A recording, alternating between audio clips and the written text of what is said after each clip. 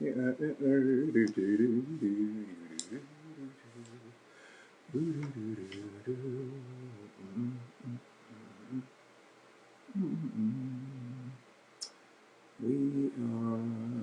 few minutes behind because somebody was on the freaking wrong site. That somebody would be me.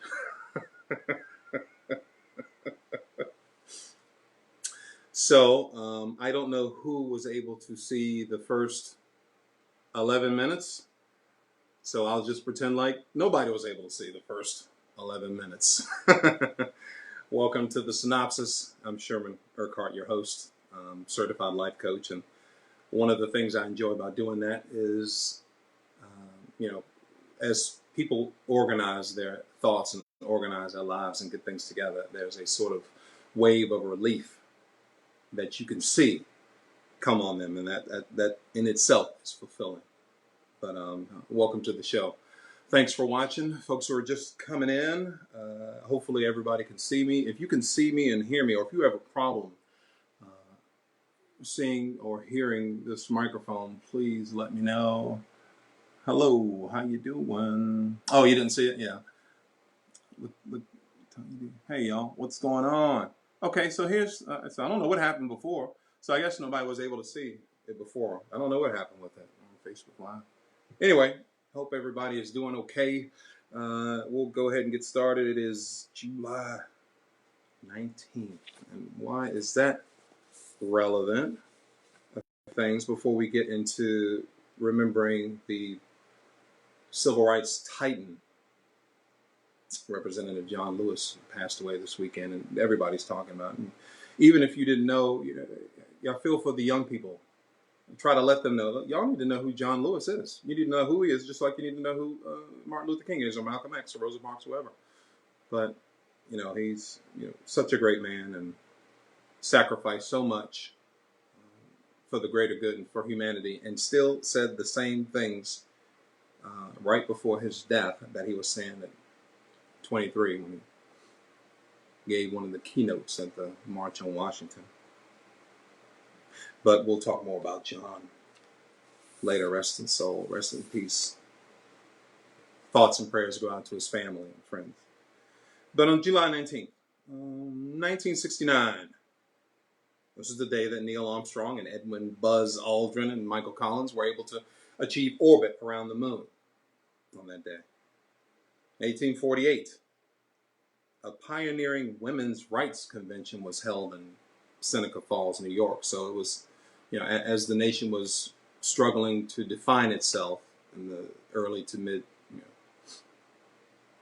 17th, 18th century, women were fighting for their rights too.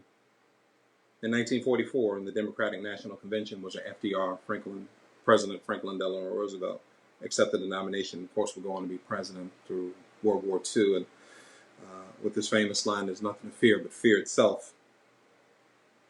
And this is interesting. In 1553, to go back 400 or 500 years. In 1553, King Henry VIII. Did anybody watch The Tudors? That was the show. I watched The Tudors. The Tudors was good.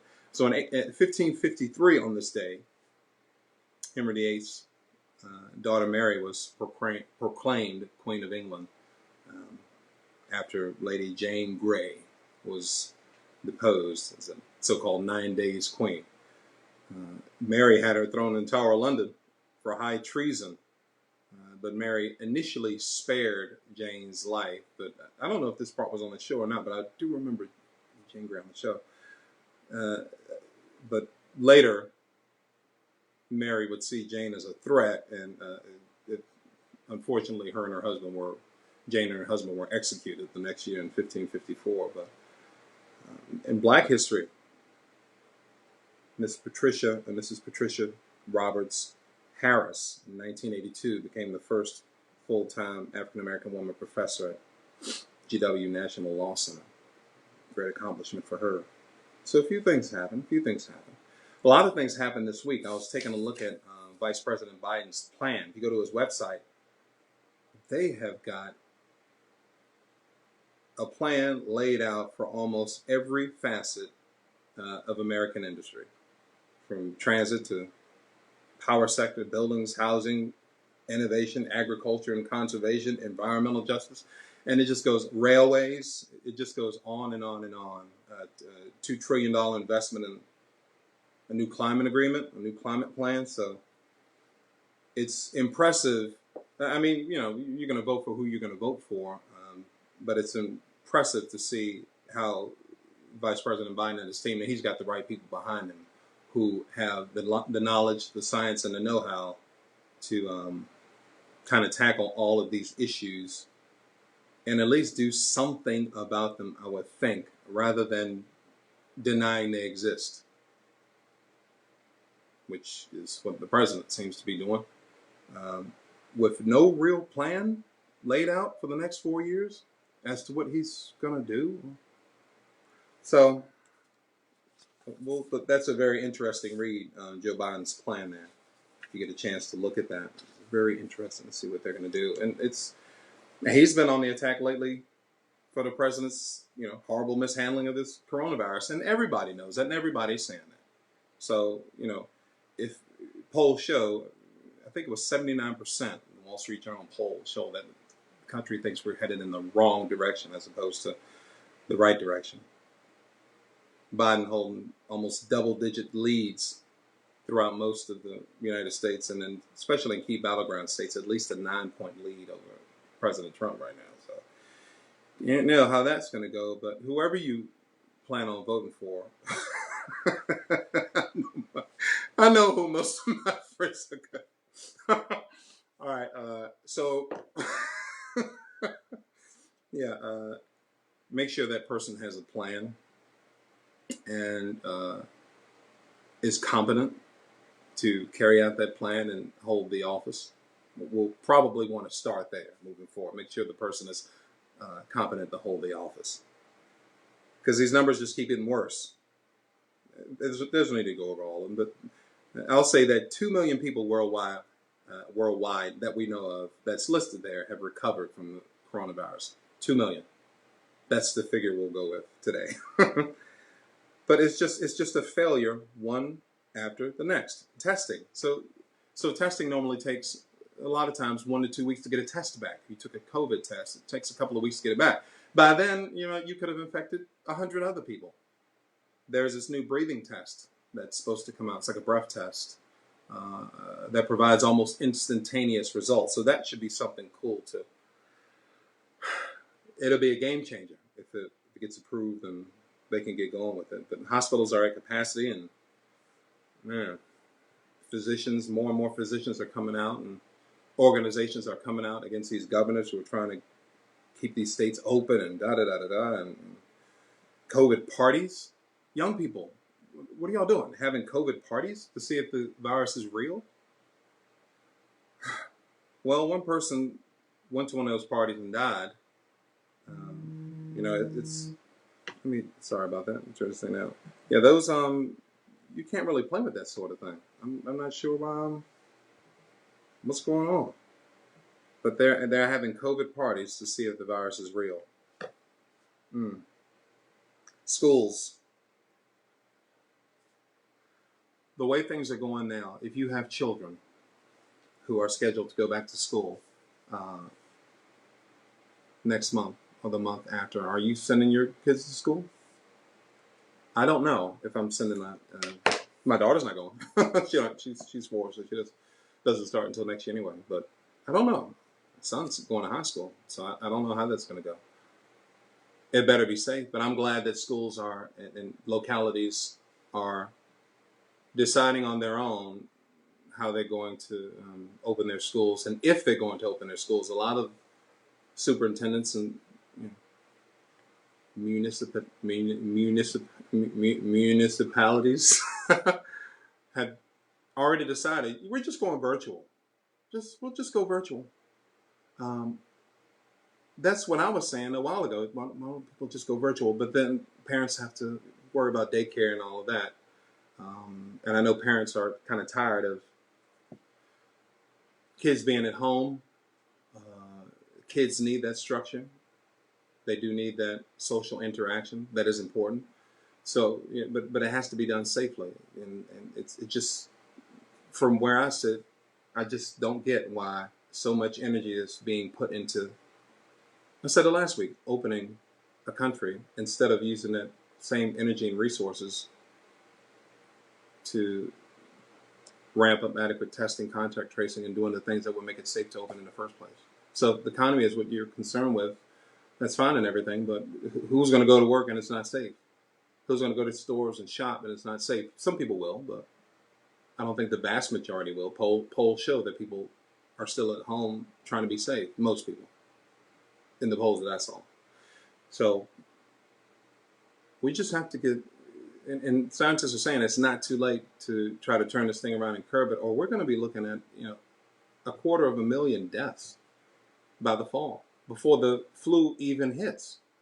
So they're saying if things continue to go on their present course, we could be looking at 500,000 deaths by early next spring.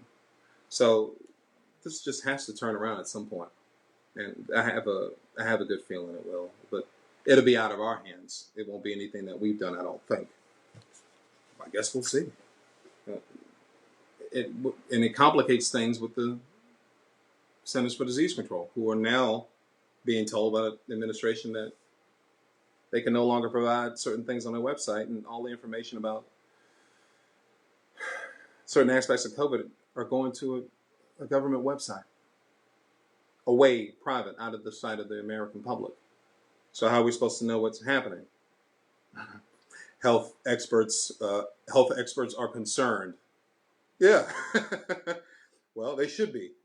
And if this is going to be used to skew data, doctor up numbers to fit a narrative or of a hoax or hydroxychloroquine, whatever, then we should be concerned too as citizens of where our data is going to be going or held, and how we're going to know these numbers so we can prepare to fight. And there's let's see, there's a quote that the former director of the CDC, Dr. Thomas, the Infectious Disease Control, the Infectious Diseases Society of America, the IDSA, Dr. Thomas Fowle is their president. He said, placing medical data collection outside of the leadership of public health experts could severely weaken the quality and availability of data, add an additional burden to already overwhelmed hospitals, and add a new challenge to the U.S. pandemic response. So it's like analysts have said, we're almost fighting two wars. We're fighting a war against the virus, and we're fighting a war against misinformation. Only, quote, only the CDC has the expertise to collect data. This is Representative Donna Shalala of Florida. She said, I think any move to take responsibility away from the people who have the expertise is politicizing, unquote. It seems that way. Otherwise, why hide it? Why not be transparent about all of it? But they've been pressured to do that, so there will probably be more pressure. He also said, quote, trust and accountability and transparency, all three go together. They do. So hopefully we will see how that goes. And same thing with Dr. Fauci, who is, as we know, the nation's leading infectious disease expert, served under 6 presidents, a highly respected man, and the administration is just trying to discredit him in an op-ed that was written about Dr. Fauci and how he gets things wrong all the time. So when they wrote that, there was leaking in the White House that, quote, several White House officials are concerned about the number of times Dr. Fauci has been wrong on things. Dr. Fauci was like, hey, look, man.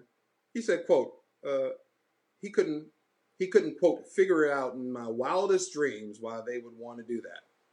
I think they realize now that was not a prudent thing to do because it's only reflecting negatively on them. He said attacking his credibility was, quote, nonsense and completely wrong. Well, I don't know. What are Dr. Fauci's credentials? He's only been the director of the National Institute for Allergy and Infectious Diseases for 36 years, was awarded the Presidential Medal of Freedom by George W. Bush, has advised 6 presidents on HIV/AIDS, and this is what's impressive to me about Dr. Fauci. He is the 41st most highly cited researcher of all time. As a researcher, you know, if you do papers and projects and all that kind of stuff, you cite different folks and all that, and some people have more cites than others. But to be the 41st most highly cited researcher of all time, what are you saying about this man? Trying to discredit this man for? Anyway, it's not working. And when USA Today, pushed back on the administration about that, Peter Navarro, the White House trade advisor, just doubled down. He's like, no, man, hey, Fauci is wrong. Every time I talk to him, he's wrong about this, that, and the third. And Dr. Fauci was like, he's like that. Y'all seen that meme? It's like Will Smith, and there's 2 pictures of him, and one is look like he's in a theater or something. One, he's kind of looking at you, and the other one, he's looking away. That's Fauci is like, I ain't got time for this BS. I'm not gonna even respond to that. But we're glad that more and more people are seeing exactly what's happening. People who might not have otherwise known, or cared about, or were aware of. I think they are now. The a great story about a hero of mine. Please don't let none of them happen to her today, because I haven't even looked at the news. Supreme Court Justice Ruth Bader Ginsburg, the notorious RBG. What a wonderful woman. I'm not going to read all this, but she has obviously done a lot, and she's obviously been fighting she's been fighting a whole lot of different illnesses over the last 30 years, and just keeps on going. But, she's released from the hospital the other day. A freaking warrior. The second woman to serve on the Supreme Court of the United States. A couple of fast facts about Justice Ginsburg. She was born in Brooklyn in 1933. Her first job, legally, in 1959, was a law clerk to a judge in the Southern District of New York. That Southern District of New York keeps coming up. They're going to play an integral role in the events of the coming months, I would suspect. In 1972, she was a Columbia professor, the first woman to be hired with tenure at Columbia University School of Law in 1972. 1973, she served as general counsel for the ACLU, the American Civil Liberties Union. I was born 2 years later in 1975. Wow, she was already doing that. 1993, after serving as judge of the U.S. Court of Appeals for the District of the Columbia Court. On August 10th, 1993, she was sworn in to the Supreme Court of the United States.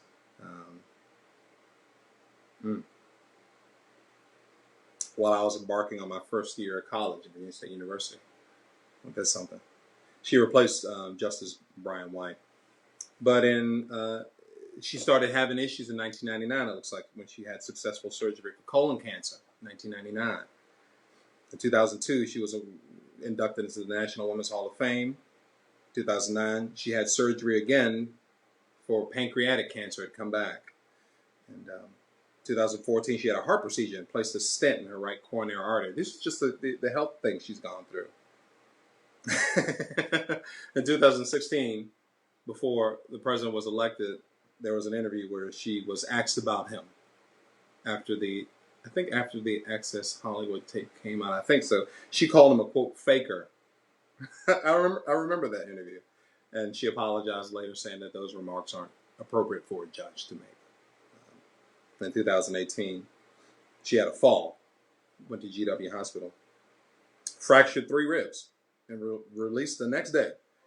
And last year, her pancreatic cancer returned, and she started chemotherapy and was announced at the beginning of this year, in January, that she was cancer-free. In June, she had an infection, and was released like the next day. And then last week, of course, she had a procedure.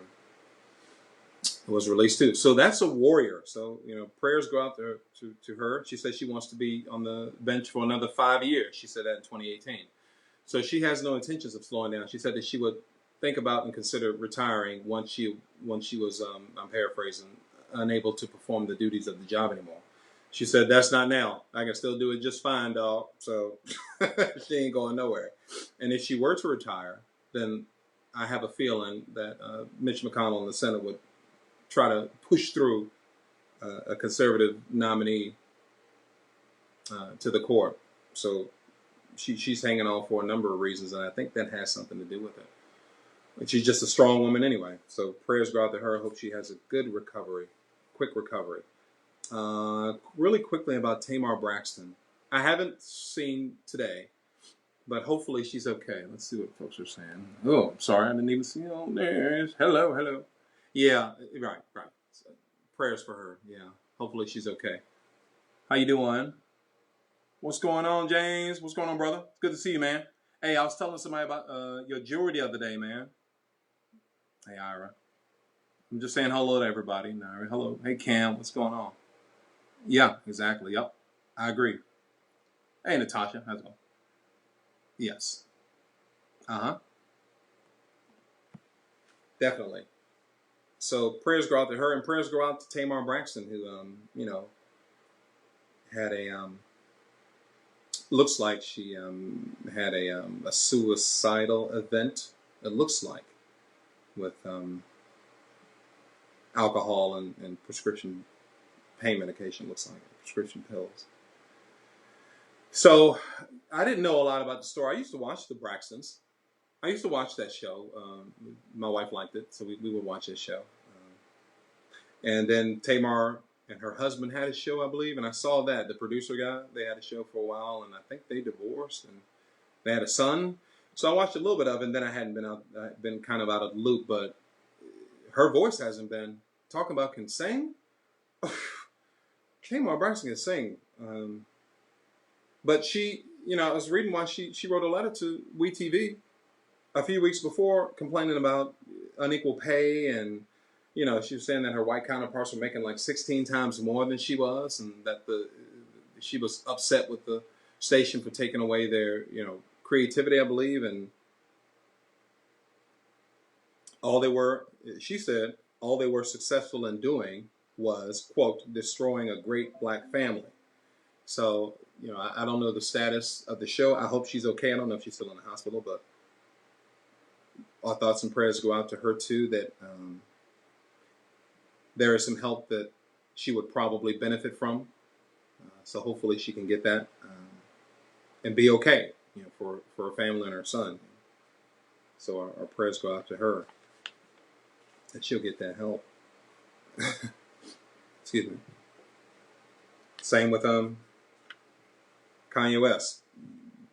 This is we're going to talk about somebody who needs some help, but we'll get to that later. This is Representative Lewis's day.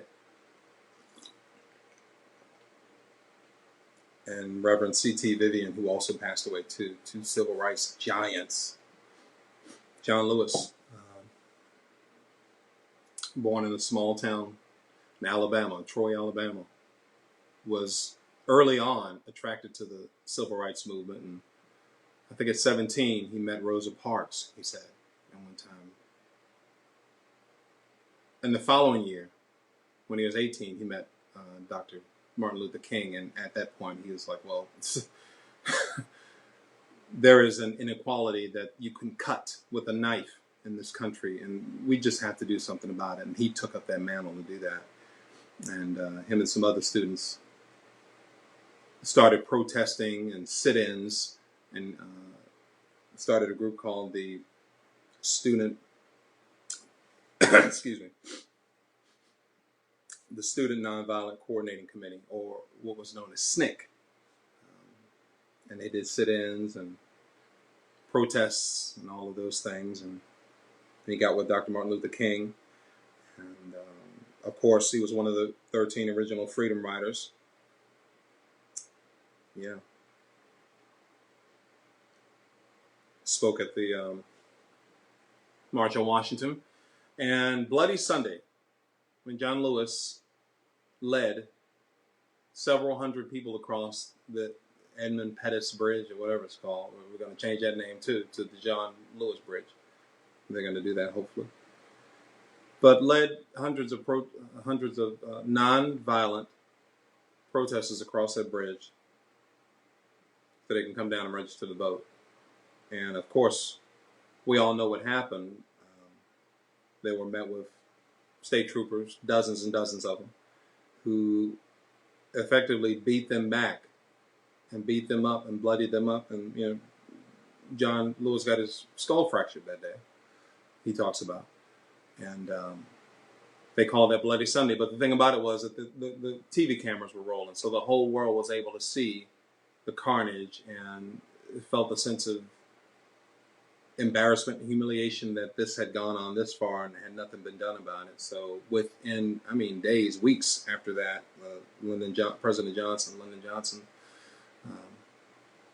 signed the Voting Rights Act, where he quoted one of the famous quotes from Dr. King: "We shall overcome." There in the chamber. But of course, John went on to Congress and served 17 terms for the 5th District of Georgia. So, and in 2016, of course, he was given the Presidential Medal of Freedom by President Barack Obama. But in 2016, led another sit-in the House floor after the shooting at the nightclub in Orlando, where like 40 some odd people were shot and killed. He demanded that Congress people bring a vote on gun violence to the floor. And they held a sit-in. Democrats did. Of course, Speaker Paul Ryan was not very happy with that. Called it a stunt, called it a TV stunt. But John Lewis knew what he was doing, and folks who were there with him talked about that event and said how they felt like they had been with him. They were saying they were with the John Lewis, the 23-year-old John Lewis, who was, walking across that bridge, Selma and Selma. So he was, if that's not bad enough, then to have our great leaders, historical leaders, leaving while things are going so bad, it's telling. President Obama, of course, spoke very highly of John. He said, quote, "I first met John when I was in law school, and I told him that he was one of my heroes. Years later, when I was elected a U.S. Senator, I told him that I stood on his shoulders. When I was elected President of the United States, I hugged him at the inauguration stand before I was sworn in and told him I was only there because of the sacrifices he made walking across that bridge. And through all those years, he never stopped providing wisdom and encouragement to me and Michelle and our family. We will miss him dearly." It's fitting that the last time John and I shared a public forum was at a virtual town hall with a gathering of young activists who were helping to lead the summer's demonstrations in the wake of George Floyd's death. Afterwards, I spoke to him privately, and he could not have been prouder of their efforts, of a new generation standing up for freedom and equality, a new generation intent on voting and protecting the right to vote, a new generation running for political office. I told him that all those young people of every race, from every background and gender and sexual orientation, they were his children. They had learned from his example, even if they didn't know it. They had understood through him what American citizenship requires, even if they had heard of his courage only through history books. Not many of us get to live to see our own legacy play out in such a meaningful, remarkable way. John Lewis did. And thanks to him, we now all have our marching orders to keep believing in the possibility of remaking this country we love until it lives up to its full promise from 1776. It was. That was President Barack Obama and John Lewis. Also, Reverend C.T. Vivian started protesting Jim Crow laws in the 1940s. I mean, he was on this for years and years. He worked with Dr. King and the Southern Christian Leadership Conference. He was a freedom rider. He also founded the Nashville Christian Leadership Conference as a satellite or branch of the SCLC. Led a group of people to vote in Selma, Alabama, and there was a sheriff there. And he told the group, he said, Reverend C.T. Vivian said, "We will register to vote because as citizens of the U.S., we have a right to do it." Well, the sheriff then proceeded to beat him badly until he was bloody while cameras roll and the world saw. I don't know, as somebody of a Gen Xer or whatever it is, it's always bizarre, even when you see these videos, that there was that much hatred of black people. It's a silly thing. It's illogical. CT also created a college readiness program to help kids who were kicked out of school for protesting racism. That course, with some other things, would eventually the U.S. Department of Education use it to create Upward Bound program to make sure that underserved students in lower income communities would have improved high school and college graduation. I know some people who say that. Did y'all graduate yet? Graduation rates. In the late 1970s, Reverend C.T. Vivian founded an anti-racism organization that monitored the Ku Klux Klan, and of course he also received the Presidential Medal of Freedom in 2013. And I didn't know a lot myself about Reverend C.T. Vivian, and that's why I'm hoping that during this whole transition of reckoning in American society, that as they are changing the history books for the students in school moving forward, as they are changing those history books and updating them, that they will add to the incredible lack of information on black history and historical figures who helped pave the way to a lot of things a lot of people don't even know about. You'd have to do your own thorough research to find that sort of thing. Didn't learn about it in school. Might have learned about Frederick Douglass and Harriet Tubman, Rosa Parks, Dr. Martin Luther King. That was it. I came out of high school with those four folks. Crispus Attucks, Nat Turner. That was pretty much it. But, so of course you go to an HBCU, you have the opportunity to learn that sort of thing in greater depth, and other universities too that have African American studies. But I hope that as school comes back around, that the history books will better reflect the story of America, the actual story of America, the real story of America. Because a lot of people just don't know it. They're ignorant. A lot of people just don't know it. So we shall see about that. But Representative John Lewis, I mean, it's so many bullet points to go over with him. But he said, quote, vote like your life depends on it. He was arrested over 40 times. At least for good trouble. At least he got arrested for good trouble. I didn't get arrested for good trouble. It wasn't good trouble. At least he got arrested for good trouble and trying to push humanity forward. So, and my father passed away in 2012 of cancer. He was 83. Since then, certain folks come along that I can kind of see, as a guide, as a mentor, sort of. Father figure, I guess, is a strong word, but some sort of like a guide who I can look up to. John Lewis was one of those people, definitely. So I just hope that, the best way to honor him, they were saying the best way to honor him is, first of all, I think it was Representative James Clyburn, the House Majority Whip, said that the best way to honor him is to pass the Voting Rights Act and cut out all of this voter suppression that's happening right before our eyes. Currently, there are efforts being made to suppress the vote in several counties. So we have to do better at that. So we'll see how that goes, and I believe that's it. We're not discussing, I've already said Peter Navarro, Marco Rubio, Brian Kemp, only because it's so silly that he is suing, the Atlanta City Council and mayor because they're trying to protect their citizens. When is enough enough? When is enough enough? When we're fighting 2 or 3 different battles when we can all just get on the same page. I mean, we know why.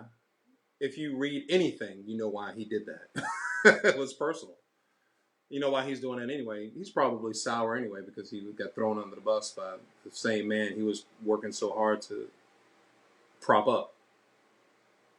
Doesn't always work. So why double down? I don't get it. You're out now. You made it out. Why double down? Don't know. But you saw what she said. She's like, look, bring it on. We'll see you in court. Ain't nobody got time for this foolishness, wasting taxpayer dollars and time. Why? Come on. Bullshit. Got time for that. Also not. I love, who's from Savannah? Your mayor, Mayor Van Johnson. That guy is awesome. He was like, look, this is some mess. This is nonsensical. Ain't nobody got time for this. We trying to save people. He said it straight. We trying to save people. We wearing masks and that's it. But hopefully we can stop all the silliness. And here's copy on Brian Kemp.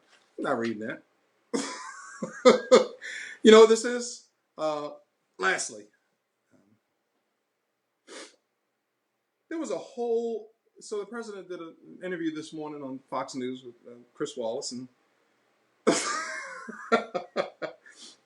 I just wrote down a few of the lies that we had to fact check, and they turned out to be lies. Just a few, and here's what they are. Just a few of those lies. Just a couple. They're not all lies. Some are misdirections. Things are under control. They're not. They don't test in Europe. Well, they don't have to. They already did that. They tested early on, and a lot of the countries have flattened their curve, so they don't have to do a lot of testing now. The virus is going to magically disappear. It's not. And I ain't got time for this. So anyway, that's that.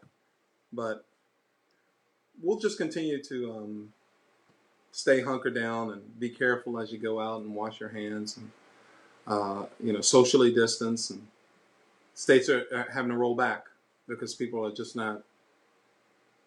I'm not gonna say doing the right thing because everybody has a different idea about what is right in this situation, but doing the thing that has been scientifically proven to help curb the virus. A lot of people are just not doing that. So I guess we'll see.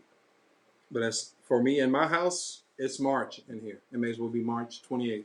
We are conducting ourselves like we did in March until things are safe, So we shall see. But hopefully everything will get under better control. And as the months continue to go on, the good news about it is that I found is that there are treatments being created as time goes by. There are treatments being created, and there are a lot of different treatments now than they had at first. So you are more likely to survive COVID-19 than you would have been 3 months ago. They just have different treatments. I mean, they have no choice. It's so sad to see these nurses and doctors just. Some of them were crying. It was like every day I go to work, it's like a plane accident. It's like one doctor said it's like he was presiding over a mass funeral every day he went to work because 20, 30, 40 people die every day. So we'll just continue to pray and hope that will get under some sort of control. But it's 10:22, so we'll go ahead and wrap up. Appreciate everybody watching, even though we started a little bit late. Thank you for spending your Sunday night. Hopefully you have a good work week, and continue to stay safe and continue to social distance and be careful and wear your masks and all of that. And I'm not going to argue about masks either. If somebody wants to argue about a mask, I'm walking. Don't even talk to me about that. That's the stupidest argument you can have right now. So we'll avoid that. But please stay safe. Please take care of yourself and your families. And we'll likely be off next week, so we'll see you in August with some fresh, hot stuff coming off the presses in August, and new initiatives. Our website will be together. Programs will be ready for coaching and fitness coaching and all of that. The return of Living Room Rocked will be back. So a lot of things happening in August, September. We can't stop, won't stop, like Puff said. Thanks for watching the Synopsis. Have a good night and a good week, and we'll see you in August. Good night.